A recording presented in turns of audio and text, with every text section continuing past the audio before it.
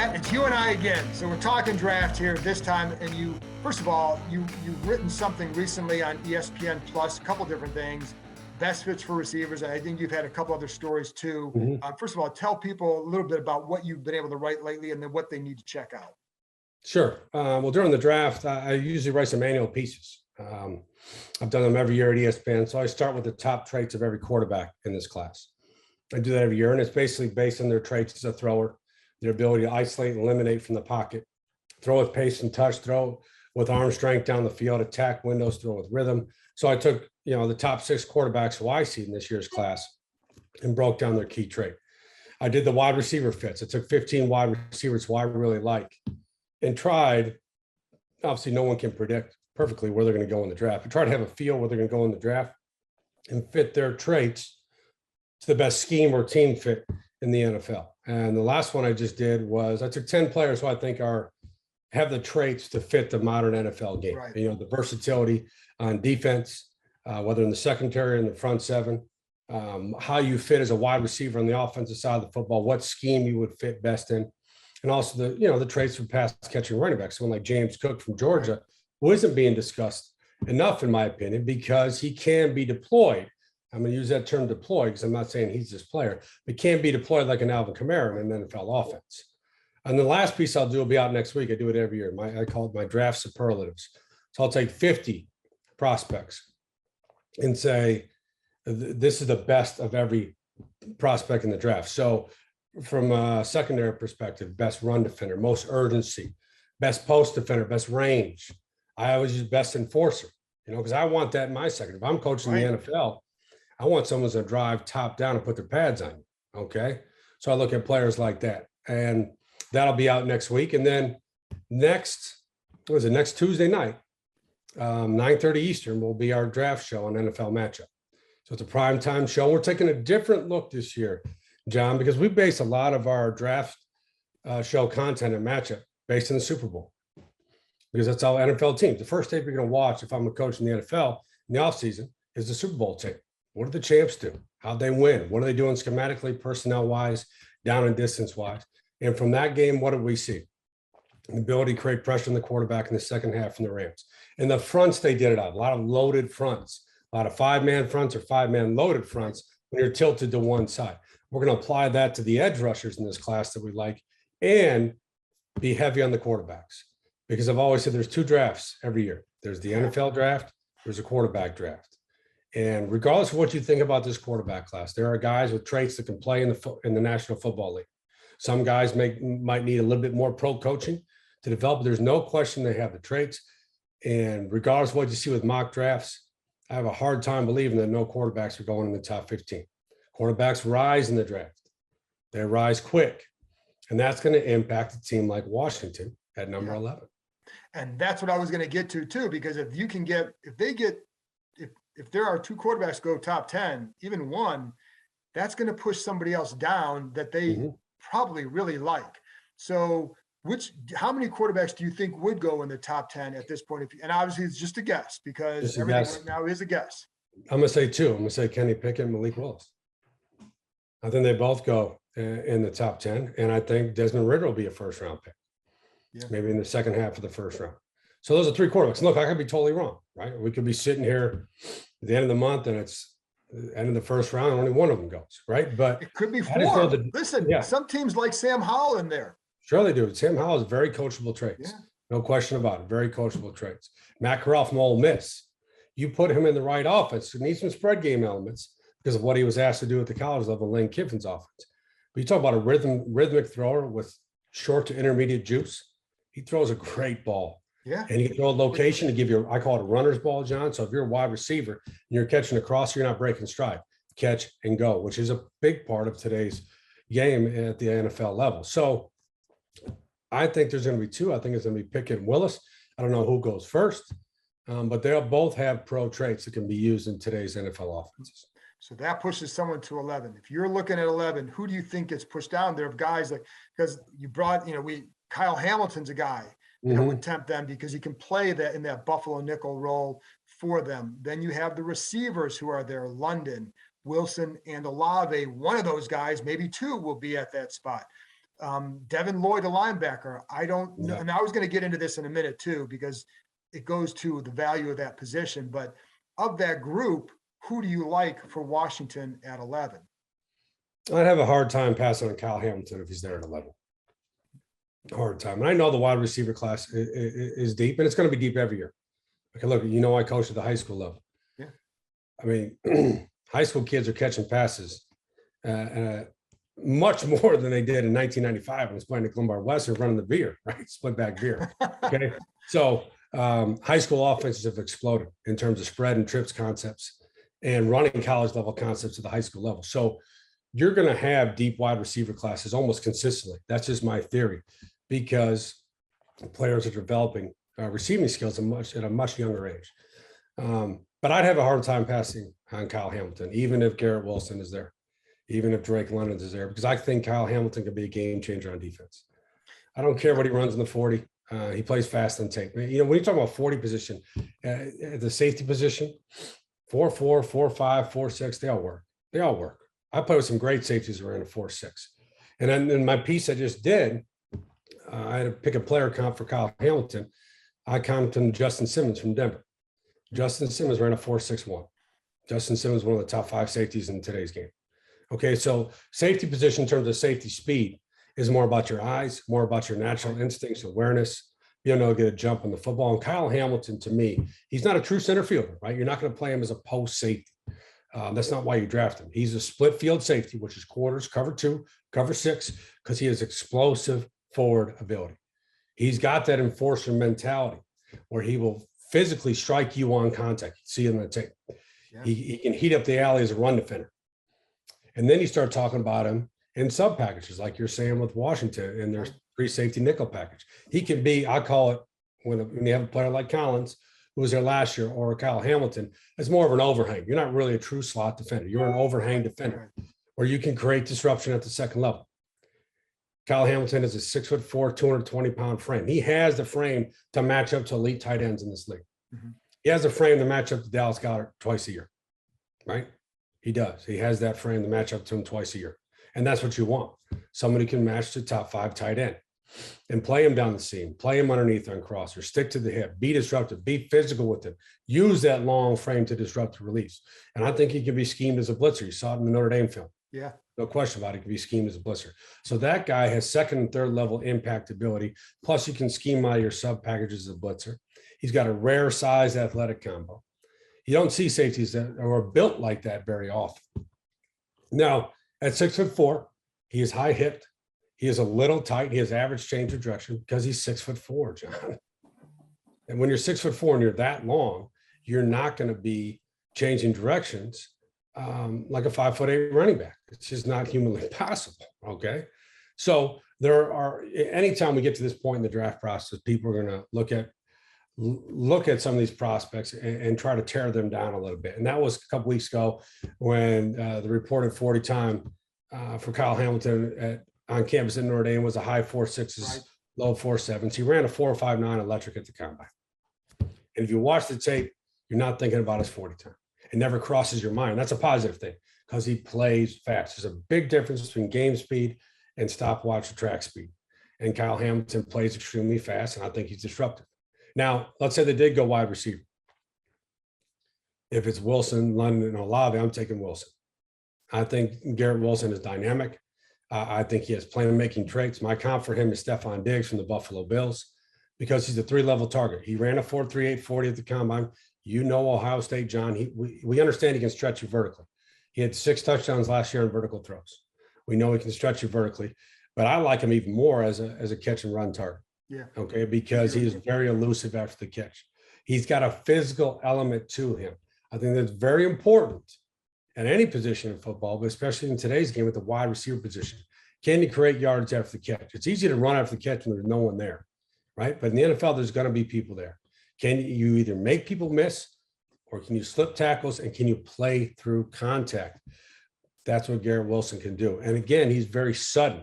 He's got that stop-start speed in the open field, John. And look, is he Keenan Allen as a route runner? No, he's not.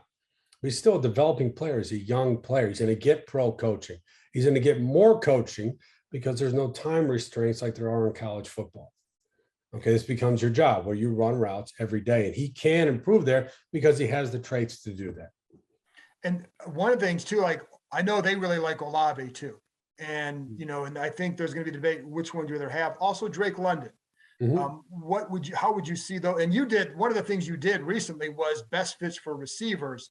So how did you see those guys fitting in to possibly? Well, I didn't, I talked to you about it on text when I was writing. I ended up Right. not putting someone to Washington. Doesn't mean that Washington won't get one. But at that Right. point, when I was trying to play out the draft, how it would go, in my piece, I had Wilson to Atlanta at 8, Drake Right. London to the Jets at 10, and I didn't see a wide receiver that would go next that high. Because you had Olave, I think, at 23 to the Cardinals. I think. Yeah, I'm a little lower on Olave than a lot of people, Right. and it doesn't mean that I don't think he's a good football player. I just think he's a perimeter target in the NFL. Okay, I think he's a glider. He's a really advanced route runner, really advanced, very fluid in his hips, fluid at the break, and create separation, and can stretch you down the field. But my one concern about Chris Olave from an NFL perspective is the lack of a physical dimension to his game. Okay, can he play through contact? Can he catch the ball in the dirty areas of the field, which is between the numbers?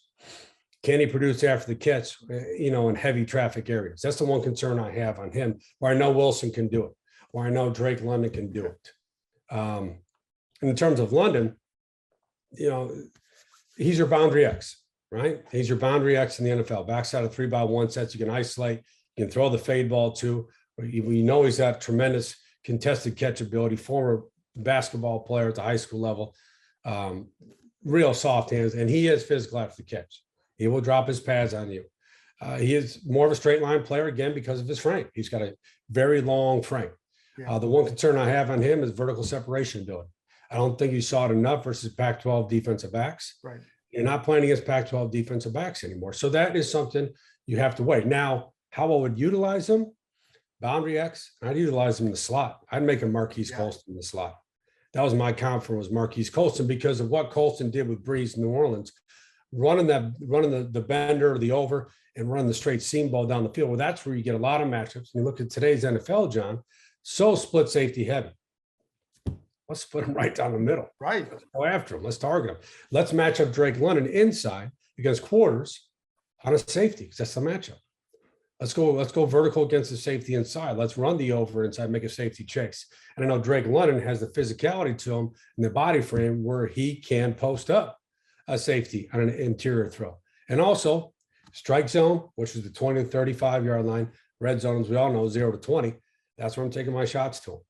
That's where I'm taking my shots. The other position then with, again, sticking on safety, for example, Daxton Hill is one, Joaquin Brisker is another.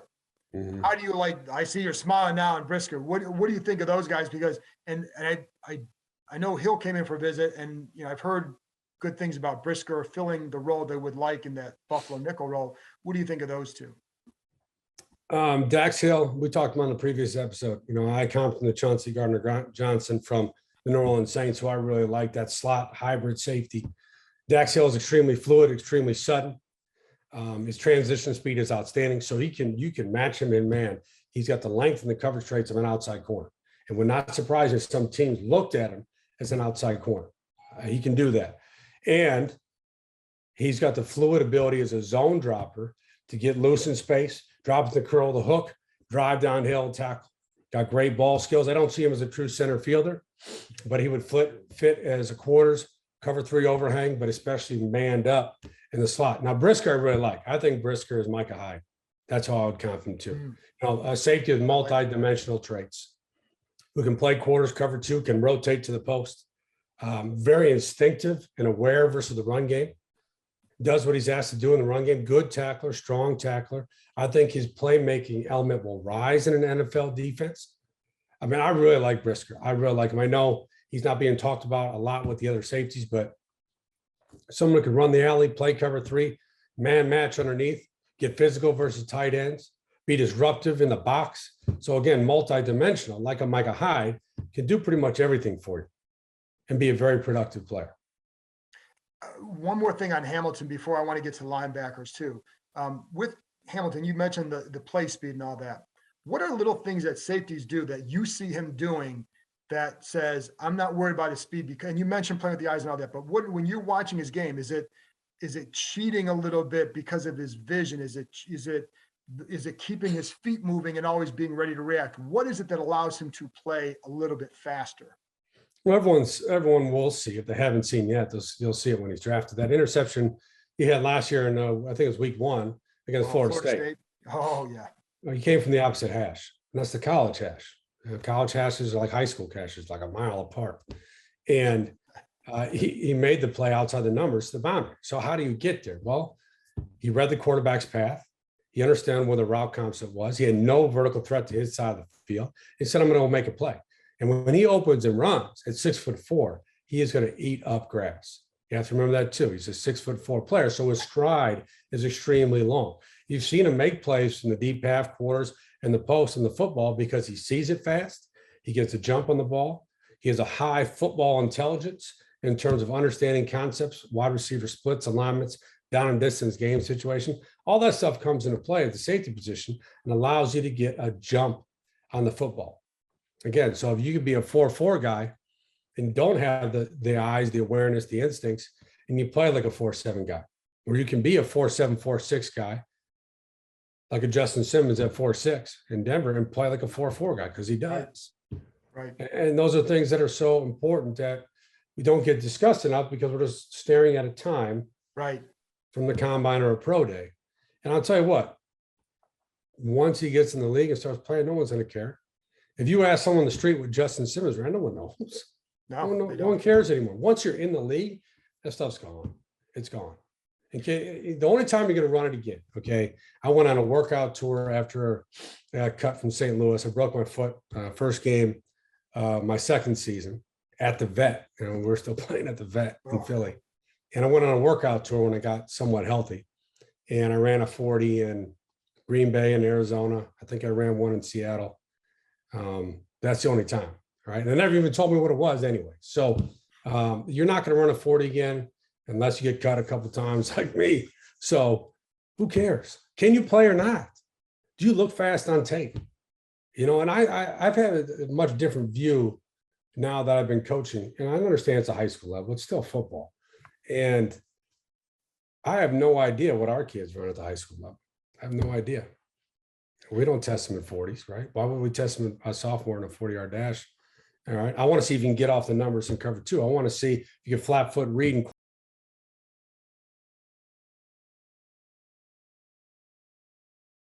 Hamilton comes downhill, he's going to strike you. We talked about that. When he runs the alley, he sees it fast and he goes. And he can tackle in the open field. Those are qualities I look for at the position because I want guys that are around the football. Because I'll tell you this, and I have this discussion every year. A guy will have like 5 interceptions off of tip passes. Oh, they're tip passes. You're not there by accident, John. Right. You're not there you don't make plays by accident, not in this league. You're there because you're supposed to be there by alignment or assignment, where you got to jump on the football to where you're in position to catch the overthrow of the tip.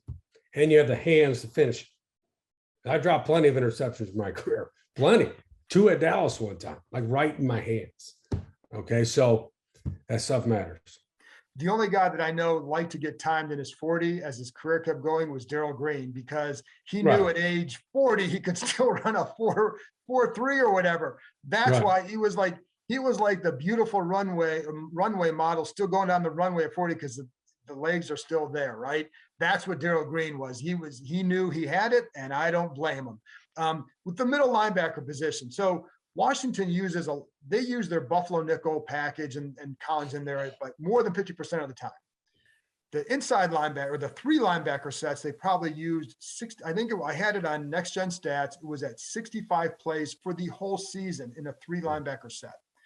Clearly the league's gone that way defensively. So they need to find more linebackers. They could use a guy who's a really good middle linebacker. How important is that position still? Because I'm looking at a guy like Devin Lloyd, who will be there at 11, and is the value there to take a guy like that? And knowing that they also have Jamin Davis and Cole Holcomb, 2 young linebackers they feel are both capable of being good for them for a few years. Yeah, I think the linebacker position is still important, but it's a linebacker who has 3 down traits. right? The days of the first, second down linebackers, Right. Greg Lloyd from Pittsburgh with the neck roll, those days are gone. They are. And look at a team like Buffalo. They played nickel on over 90% of defensive snaps this year. That was their base defense. 2 linebackers in the game, right? Now, obviously, there's going to be situations where you line up against Kevin Stefanski in Cleveland. They got 3 tight ends on the field, right? You line up against Bill Belichick when he goes 21 personnel or 22 personnel. You're going to need 3 linebackers in the field. We understand there's going to be certain situations in every football game we're going to need 3 backers in the field and 3 guys who can come downhill and fit up the run. But right now, like in Washington, they drafted Davis last year. What is Davis? He's a 3-down player. That's you project him to be at when he develops in the NFL, because he's got run and hit traits. He's got second level range. He can match underneath. He can play as a hook defender and drive top down, and you can scheme him as a blitzer. Those are kind of the traits right now for the run and hit linebacker. But you still have to be able to key it and diagnose versus the run game. Even when you're in nickel or dime, right, 11 personnel, you're playing Philly. You better be able to fit up the run game against Philly, right? You're playing against Dallas and Zeke. You better be able to fit up the run game against Dallas and Zeke. So good points. Those you still have to have those traits. Does that exist at number 11? Does Devin Lloyd go as high as 11? I don't know that he does. I really like Devin Lloyd. I watched his tape this week. I think he has impact traits. He made a bunch of plays at Utah, at Utah, and the versatility he brings. Now, would Devin Lloyd be a better fit for a team like New England over Washington, where they have more multiple fronts, where their linebackers, historically under Belichick, guys like Van Noy, can play multiple positions, can be an edge rusher as a scheme edge rusher. Now, Devin Lloyd can do that. You can scheme him. He's got some pass rushing traits, good hand usage. He's around the football. He can run and chase and pursue and drive downhill. Made some plays in the football last year too, 4 interceptions. But again, it goes back to position value. You're going to draft a linebacker. We already, like you said, had 2 young linebackers. Or do you wait later in the draft? You get someone like Christian Harris from Alabama. Well, I think is a true, if you're talking about stack linebackers, he is the best stack linebacker in this class. Okay. He doesn't have the traits of Lloyd. Okay. He probably doesn't have the speed of Dean out of Georgia. Okay. He doesn't have the coverage ability of Quay Walker, who I really like out of Georgia. Yeah. But Christian Harris, in terms of old school football, reading guard pull and key and diagnose and getting downhill in a hurry and getting downhill with a pro demeanor at the point of attack. Really good football player. Really good football player. He's going to be drafted, can play in the league for a long time. And they still need, make no mistake, they need a guy like that. I just wonder about at 11, if you take a guy like that there. There's also guys like, a Troy Anderson, Chad Muma. I think those guys will get mentioned too after round 1. So there are. Chad Muma is interesting. I watched Muma this week too, out of Wyoming. What'd you think? And there's some plays he makes that, he absolutely goes. Okay, so when he sees it and he goes, straight line speed. Straight line juice when he goes. He's got ball skills. He made a couple plays in the ball this year. Fills up the stat sheet. Okay. Now his change of direction ability is a little limited. He's a little high hipped as an athlete. But he ran the 4.6. He jumped 40 inches in the vertical. Immediately, he's a core 4 special teamer for you, right? With developmental traits where he can work to be a quality starter. Is he ever going to be a high level producer? I don't know that, but a quality starter in this league, somebody can draft after the first round into the next couple of rounds of the draft. Yeah, he's got the traits that you like. Now, I was low hips, but my problem too, as a player, I was fast, but I was low hips and low upper body. So I was only like 5'9.5". So that was my problem. It wasn't high hips. It was the low hips that got me along with the low upper body. Last thing, Matt, when you look back on your draft memory experience, what are some things that stick out to you that you remember, whether in a fun way or in a, emotional way that stood out about that whole experience for you? I had to wait a long time. Okay. So I was a 6th round pick, and obviously I knew I wasn't a 1st round pick. I knew it wasn't a 2nd round pick. I knew it probably wasn't a 3rd. I thought, somewhere in the 4th round, maybe 5th round. And back then there's only 2 days of the draft, the Saturday and Sunday. So I went to bed Saturday night after the Bears drafted Mike Brown. So it was heartbroken because obviously I wanted to play for the Bears. And then Gary Berry out of Ohio State was drafted to Green Bay. I'm thinking, man, those are it's Chicago Bears and the Green Bay Packers. The start of day 3, I got a call from the Pittsburgh Steelers. So they're going to draft me in the 4th round. You're thinking the Pittsburgh Steelers, right? They drafted someone else.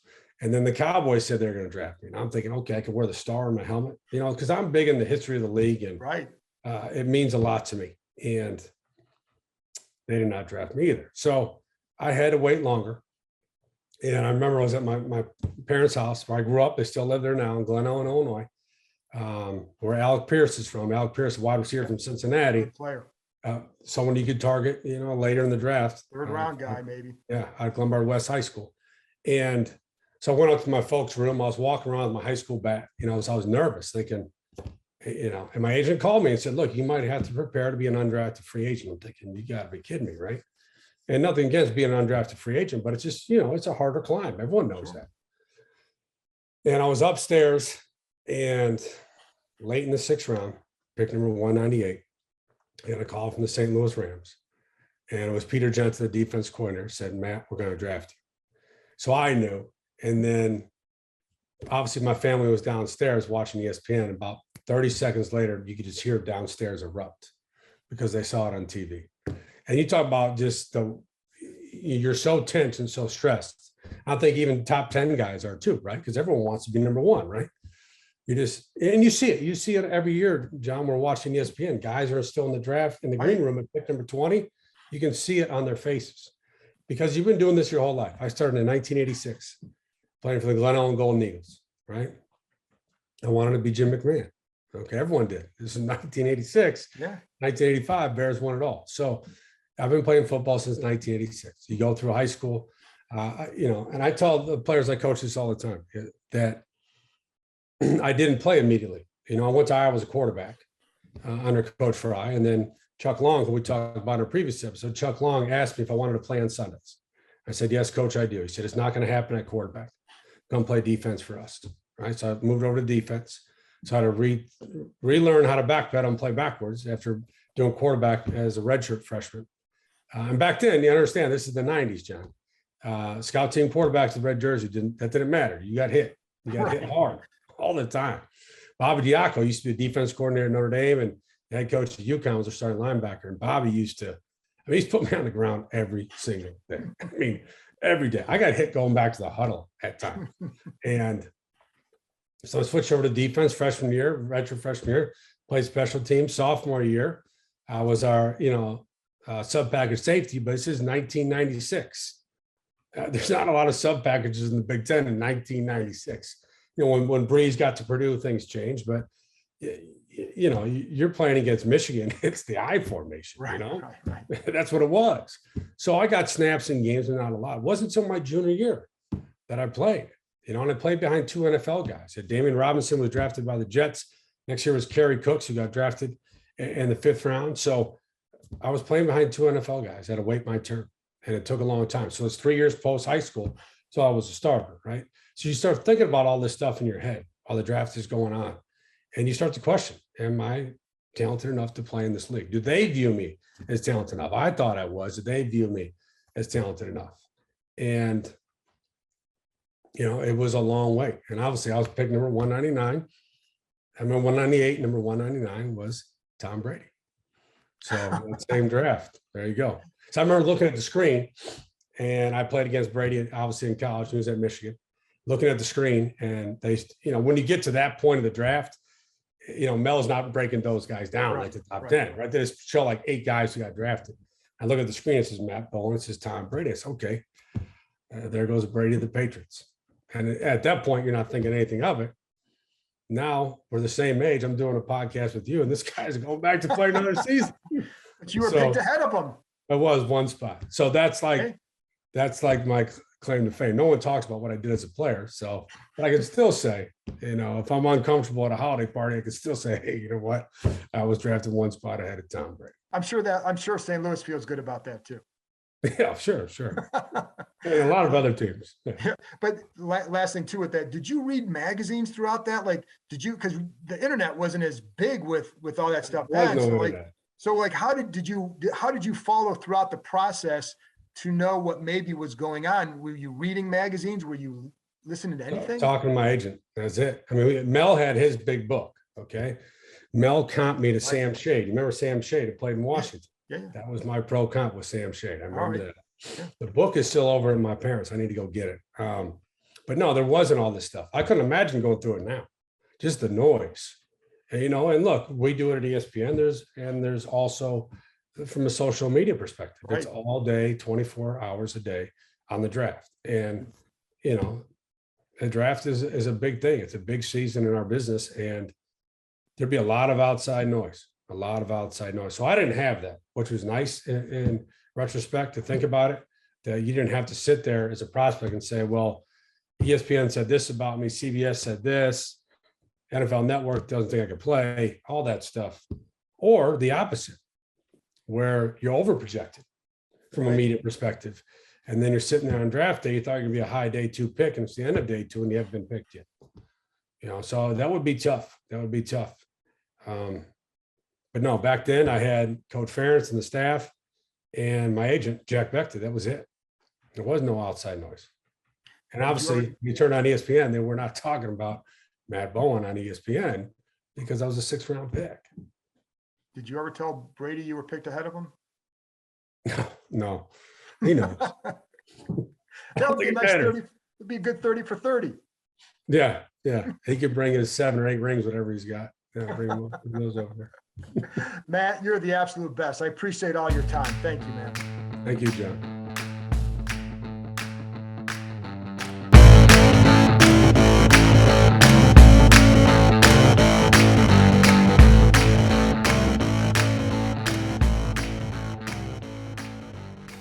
Hey, everybody, it's John Keim. Do me a favor and hit that subscribe button, and I'll continue to bring you guests who provide excellent insight into the Washington Commanders. And while you're here, check out the other terrific content on the Ampire Media Network, including Inside the Cap with Joel Corey and All's Caps with Steve Wino and former Washington Capital Carl Alsner. Go ahead, hit that subscribe button. Thank you.